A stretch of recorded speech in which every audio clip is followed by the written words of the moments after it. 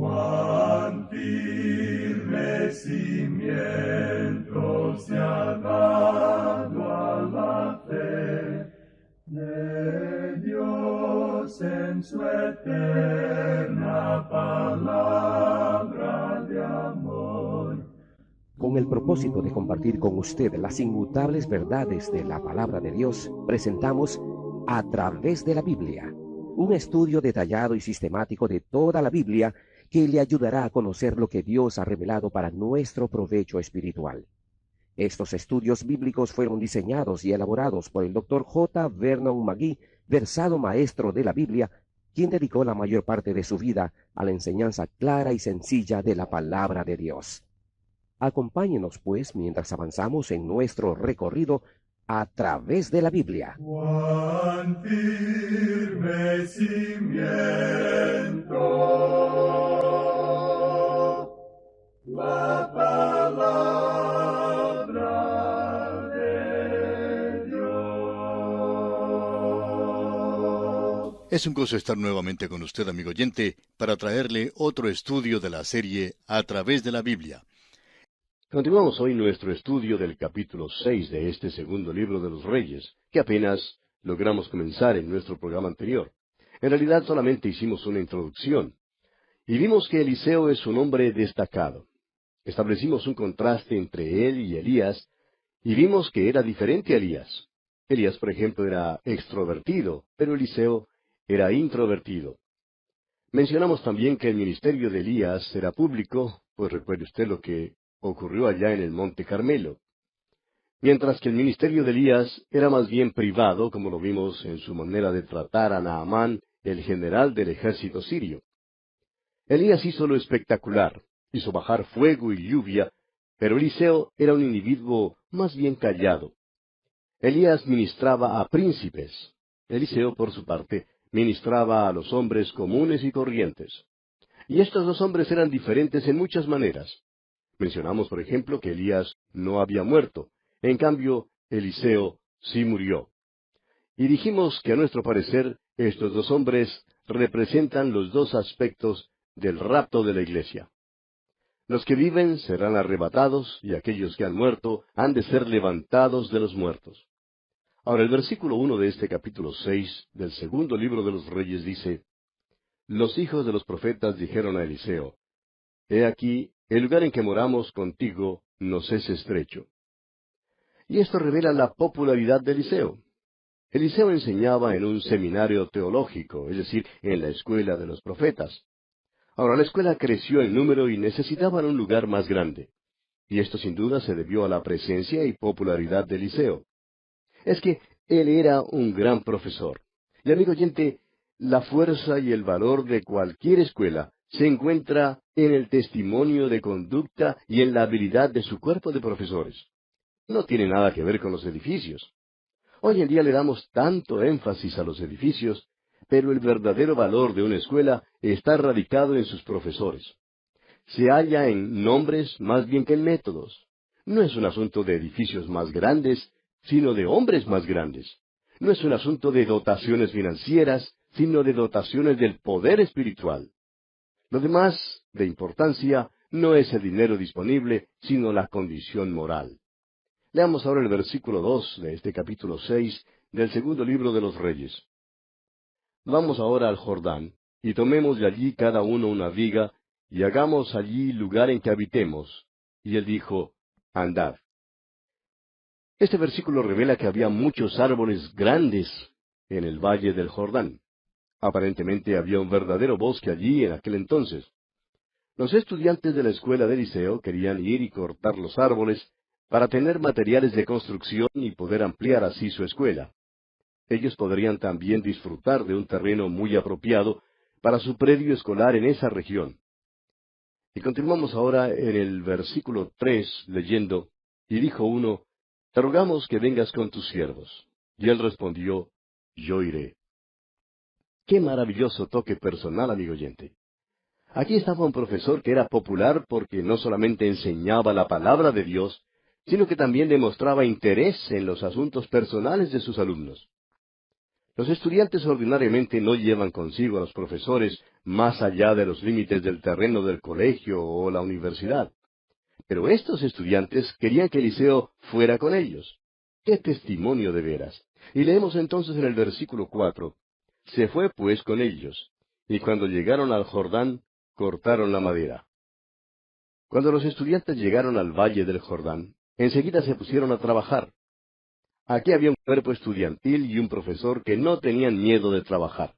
Y el versículo 5 dice: Y aconteció que mientras uno derribaba un árbol, se le cayó el hacha en el agua, y gritó diciendo: Ah, Señor mío, era prestada. Ahora esto parece una tragedia insignificante, ¿no le parece? Pero este incidente revela algo. Cuán diferente era Eliseo de Elías. Elías lo habría pasado por alto. Quizá habría dicho: No te preocupes, esa hacha es demasiado insignificante como para gastar el tiempo buscándola a tontas y a ciegas. Sin embargo, es un hecho que Dios tiene interés en las cosas que podemos considerar muy insignificantes en nuestras vidas. Dios nos manda a orar en cuanto a todo. Y ese todo incluye también lo insignificante. Hace muchos años alguien preguntó al difunto predicador y profesor bíblico G. Campbell Morgan: ¿cree que debemos orar en cuanto a las cosas insignificantes de la vida? Y su respuesta fue: Señora, ¿puede usted mencionar alguna cosa que para Dios sea grande? Entonces, todas las cosas son insignificantes para Dios, y sin embargo, Él tiene interés, un genuino interés, en todo lo que nosotros llamamos insignificante. Cuando el Señor Jesucristo estaba en la tierra, ni el ruido de pisadas, ni el tumulto de la multitud ahogaron el grito del ciego Bartimeo. En otra ocasión, una mujer frágil y débil entre la multitud se le acercó lo suficiente a Jesús como para tocarlo. Y él dijo: ¿quién ha tocado mis vestidos? Es decir, él tenía interés. Y allá en el Salmo 34, versículo 6, David dijo: Este pobre clamó, y le oyó Jehová, y lo libró de todas sus angustias. En esta época de muchas cosas, el problema del hacha parece ser aún más insignificante, porque hubiera sido más fácil comprar una nueva, no solo ir a la ferretería más cercana. En los tiempos de Eliseo, amigo oyente, no había muchas hachas. Durante los tiempos de Saúl y Jonatán se nos dice lo siguiente, allá en el primer libro de Samuel, capítulo 13, versículo 22. Así aconteció que en el día de la batalla no se halló espada ni lanza en la mano de ninguno del pueblo que estaba con Saúl y con Jonatán, excepto Saúl y Jonatán su hijo que las tenían. Es decir que había una escasez de armas en aquel entonces. Y podemos estar seguros que no había muchas armas ni hachas en ninguna parte en aquellos tiempos. Pues bien, este estudiante se turbó cuando perdió el hacha que estaba usando porque la había pedido prestada. Ahora, la mayoría de los comentaristas han expulsado del seminario a este joven estudiante de teología. Lo consideran desmerecedor. Dicen que era un tipo descuidado y que no debía haber pedido prestada el hacha en primer lugar. Pero si era tan culpable, ¿por qué no lo castigó su propio profesor Eliseo? Creemos que Eliseo le absolvió de todas las acusaciones que le han lanzado. Continuemos nuestra lectura de este capítulo 6. Leamos ahora el versículo 6. El varón de Dios preguntó: ¿dónde cayó? Y él le mostró el lugar. Entonces cortó él un palo, y lo echó allí, e hizo flotar el hierro. En primer lugar, amigo oyente, permítanos decir que este estudiante no se descuidó del hacha. En realidad era un individuo cuidadoso. Siempre había el peligro de que el hierro saltara del cabo. Era un arma peligrosa, y estaban allí presentes otros estudiantes. Dios ha dado un reglamento en el Antiguo Testamento en cuanto al hacha. Escuche usted, allá en el capítulo 19 del libro de Deuteronomio, versículo 5, leemos: Como el que fuere con su prójimo al monte a cortar leña, y al dar su mano el golpe con el hacha para cortar algún leño, saltar el hierro del cabo, y diere contra su prójimo y éste muriere, aquel huirá a una de estas ciudades y vivirá. O sea que aquellos que usaban el hacha debían tener mucho cuidado en su manejo. Y este individuo ejerció la mayor precaución. Apuntó el hierro hacia el río, no lo apuntó hacia un estudiante. Es por eso que el hacha cayó al río. Un agente de tráfico detuvo en una ocasión a una señora que chocó contra otro automóvil y le dijo: Señora, usted debe manejar su automóvil, en lugar de apuntarlo. Pues bien, eso es lo que hizo ese estudiante de teología aquí. Apuntó su hacha y la apuntó bien. Pero vamos a considerar el asunto. El hacha había sido prestada. Este estudiante del seminario era pobre. No tenía con qué comprar un hacha. Debemos tener sumo cuidado en el manejo de la propiedad de Dios, la que no nos pertenece. Somos administradores de la multiforme gracia de Dios. Hay muchos que les gusta pedir prestadas las cosas que pertenecen a la iglesia. Sin embargo, no las cuidan como se debe. Este estudiante era simplemente un predicador pobre. Probablemente algún vecino le prestó el hacha. Y quisiéramos saber quién habría sido el que se la prestó, porque este era un arma peligrosa, pues aparentemente el hierro estaba suelto y era fácil que saltara del cabo. Hoy en día criticamos a la iglesia y criticamos a los misioneros que parecen pedir tantas cosas. Pues bien, este estudiante aquí estaba con pena. Quería ayudar a cortar en el bosque, pero no tenía hacha, de modo que pidió una prestada. Y el hombre en realidad no debió haberle prestado esa hacha vieja. De seguro que tenía guardada en casa una nueva. Ahora, al estudiante no le era posible reembolsar al dueño el valor de su hacha. Y él tampoco era buceador. No podía rastrear el río. De modo que Eliseo le dijo, ¿dónde cayó? Ahora alguien preguntará, ¿por qué hizo Eliseo esta pregunta?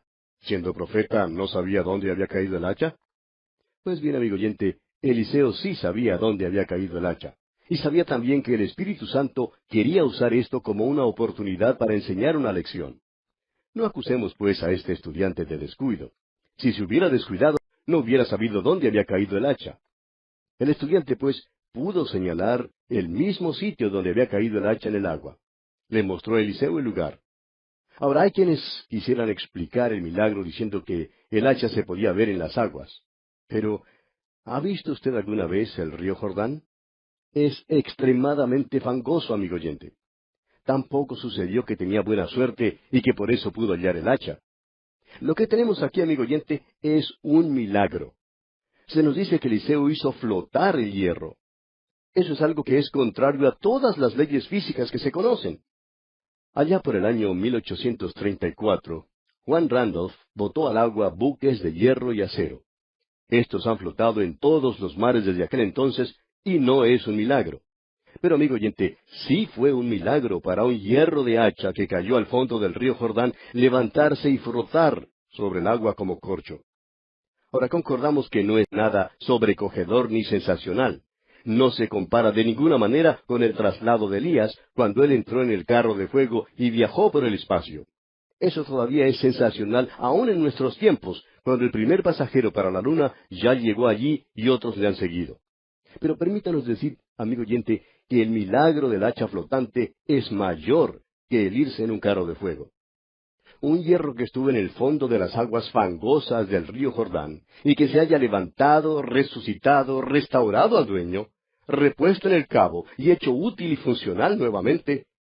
A la verdad, amigo oyente, esto fue un milagro. Y el versículo 7 de este capítulo 6 del segundo libro de los Reyes dice, y dijo, tómalo. Y él extendió la mano y lo tomó. Aquí tenemos una maravillosa lección. El hombre es como aquella hacha. En la caída, el hombre llegó a ser totalmente perverso.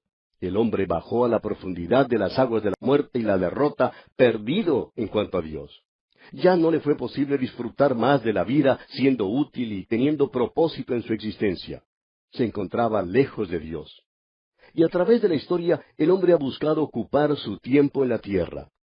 El hombre insignificante viaja, pinta, vuela, nada, hace la guerra, bebe, usa drogas y trata de ahogar la futilidad de la vida. El hombre trata de llenar el vacío con muchas cosas, pero nada le satisface. Las inquietudes, como 1,000,000 de ratas, muerden su alma. Dios, en cambio, cortó un palo y lo dejó caer en las aguas de la muerte. Ese palo fue la cruz de Cristo. Cristo se levantó de las aguas de la muerte. El apóstol Pedro dice allá en su primera carta, capítulo 2, versículo 24, en cuanto a Cristo, quien llevó él mismo nuestros pecados en su cuerpo sobre el madero, para que nosotros, estando muertos a los pecados, vivamos a la justicia, y por cuya herida fuisteis sanados. Mediante Cristo, amigo oyente, le es posible al hombre levantarse de las aguas de la muerte y del juicio. Puede ser repuesto en el cabo del plan y propósito de Dios. Puede ser relacionado con el programa de Dios y decir, como dijo el apóstol Pablo allá en su carta a los Filipenses, capítulo 4, versículo 13, todo lo puedo en Cristo que me fortalece. El hombre ya no necesita vivir una vida sin designio, una vida inútil, teniendo una existencia vacía y sin sentido. Ahora tiene un nuevo fin. Puede llegar cerca a Dios. El mayor milagro, amigo oyente, no es el de ir a la luna.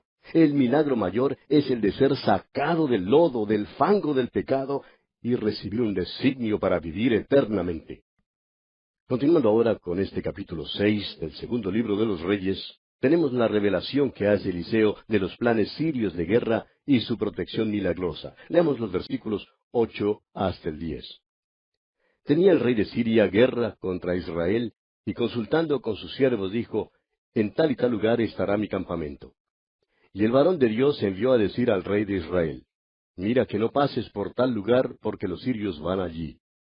Entonces el rey de Israel envió a aquel lugar que el varón de Dios había dicho, y así lo hizo una y otra vez con el fin de cuidarse. En esta porción de la Escritura, amigo oyente, encontramos a Eliseo en Dotán. Ahora, Dotán es un lugar interesante. Es el lugar donde José, el hijo de Jacob, se encontró en dificultades. Pero también fue el lugar donde Dios libró a Eliseo. Ahora, Ben-Hadad creía que había un espía en su campamento porque parecía como si sus enemigos supieran todo lo que él pensaba hacer. Durante su investigación, él descubrió que no había ningún espía en su campamento. Leamos los versículos 11 y 12 de este capítulo 6 del segundo libro de los Reyes. Y el corazón del rey de Siria se turbó por esto, y llamando a sus siervos les dijo, ¿no me declararéis vosotros quién de los nuestros es del rey de Israel? Entonces uno de los siervos dijo, no, rey señor mío, sino que el profeta Eliseo está en Israel, el cual declara al rey de Israel las palabras que tú hablas en tu cámara más secreta. O sea que descubrió que era Eliseo por allá en Israel quien estaba revelando sus planes. Por tanto, Ben-Hadad envió a todo su ejército para buscar a Eliseo. Ciertamente habla algo en cuanto a Eliseo, el que un ejército entero fuese enviado para prenderlo. Y continuamos leyendo los versículos 13 al 15, donde dice, y él dijo, id y mirad dónde está, para que yo envíe a prenderlo. Y le fue dicho, he aquí que él está en Dotán. Entonces envió el rey allá gente de a caballo y carros y un gran ejército, los cuales vinieron de noche y sitiaron la ciudad. Y se levantó de mañana y salió el que servía al varón de Dios, y he aquí el ejército que tenía sitiada la ciudad, con gente de a caballo y carros. Entonces su criado le dijo, ah, señor mío, ¿qué haremos?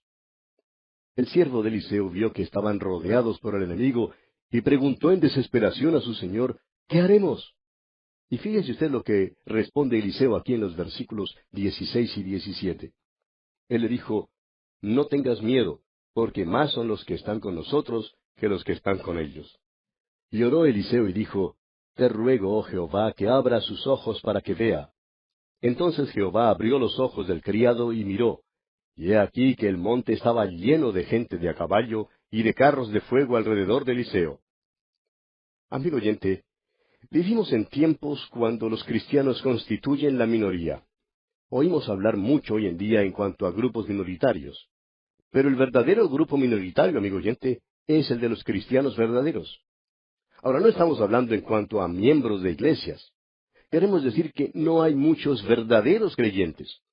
A veces sufrimos del complejo de Elías, creemos que somos los únicos. Pero lo que necesitamos, amigo oyente, es el complejo de Eliseo. Necesitamos darnos cuenta que lo que Martín Lutero habló es verdad cuando dijo, uno con Dios ya constituye una mayoría. Por tanto, Eliseo oró, y su siervo descubrió que tenía protección amplia y suficiente. Vamos a entender una cosa, amigo oyente. En Dotán, José, el hijo de Jacob, no tenía ningún carro de fuego para que lo protegiera. Sus hermanos querían matarlo. Pero en lugar de matarlo, lo vendieron a una esclavitud en Egipto. Ahora, que haya carros de fuego a su alrededor hoy en día, amigo oyente, o que no los haya, los apuros y las dificultades nunca podrán llegar hasta un creyente en Cristo, a menos que pasen primero por esos carros de fuego. Es decir, que Dios no dejará que las dificultades, que los apuros lleguen hasta usted, amigo oyente, a menos que Él les permita llegar. Recuerde que allá en el libro de Job, capítulo 1, versículo 10, Satanás le dijo a Dios en cuanto a Job, ¿no le ha cercado alrededor a él y a su casa y a todo lo que tiene? Al trabajo de sus manos has dado bendición. Por tanto, sus bienes han aumentado sobre la tierra. Amigo oyente, Dios está con usted. Dios es por usted. Si usted se encuentra en un apuro, en una dificultad, Dios ha permitido que le llegue ese apuro. No sabemos por qué, pero sí permite que las cosas lleguen en su vida para un fin definido. El apóstol Pablo nos dice allá en su carta a los Romanos capítulo 8, versículo 28, y sabemos que a los que aman a Dios, todas las cosas les ayudan a bien, esto es, a los que conforme a su propósito son llamados.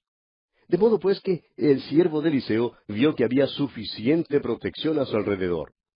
Veamos ahora lo que Eliseo hace con los soldados sirios. Veamos el versículo 18. Y luego que los sirios descendieron a él, oró Eliseo a Jehová y dijo, Te ruego que hieras con ceguera a esta gente. Y los hirió con ceguera conforme a la petición de Eliseo. Eliseo hizo una cosa bastante extraña aquí.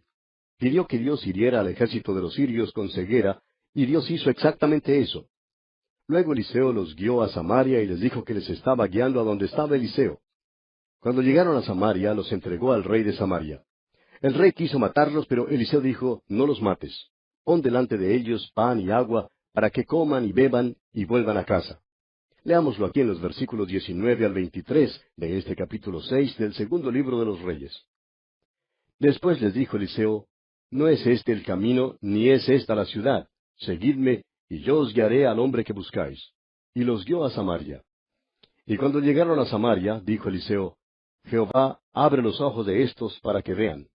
Y Jehová abrió sus ojos y miraron y se hallaban en medio de Samaria. Cuando el rey de Israel los hubo visto, dijo Eliseo, ¿Los mataré, padre mío? Él le respondió, No los mates. ¿Matarías tú a los que tomaste cautivos con tu espada y con tu arco? Pon delante de ellos pan y agua, para que coman y beban y vuelvan a sus señores. Entonces se les preparó una gran comida, y cuando habían comido y bebido, los envió, y ellos se volvieron a su señor. Y nunca más vinieron bandas armadas de Siria a la tierra de Israel. Ahora el gesto de alimentar al ejército sirio debió haberlos callado. Pero parece que esto de nada sirvió, porque querían luchar siempre, y al parecer no les fue fácil recibir esta bondad. Tenemos luego el sitio de Samaria por Ben-Hadad, rey de Siria. Leamos los versículos 24 y 25. Después de esto, aconteció que Ben-Hadad, rey de Siria, reunió todo su ejército y subió y sitió a Samaria. Y hubo gran hambre en Samaria a consecuencia de aquel sitio, tanto que la cabeza de un asno se vendía por 80 piezas de plata, y la cuarta parte de un cab de estiércol de palomas por 5 piezas de plata. Ahora esta por lo menos fue la segunda vez que Ben-Hadad sitió a Samaria, haciendo que la comida escaseara y se vendiera a elevadísimos precios. Algunos eran tan viles que pidieron al rey que firmara una ley que regulara el canibalismo. El rey se apesadumbró cuando le pidieron tal cosa. Creía que Eliseo de alguna manera era responsable de esto, y que si lograra matarlo, podría poner fin al sufrimiento del pueblo. Y aquí, amigo oyente, vamos a detenernos por hoy porque nuestro tiempo ya ha tocado a su fin.